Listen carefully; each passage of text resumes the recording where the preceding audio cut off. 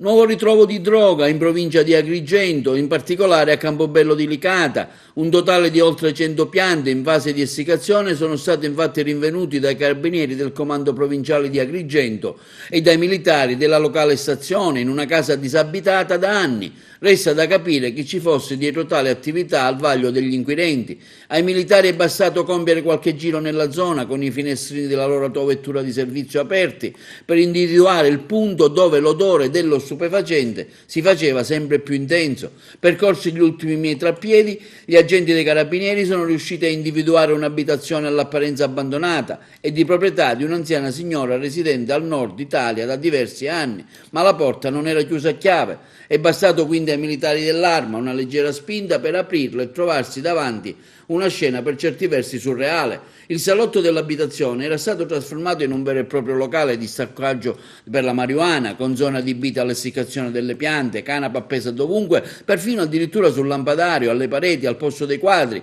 o adagiata sul divano e su tutta la superficie del pavimento, un totale di oltre 100 piante in fase di essiccazione.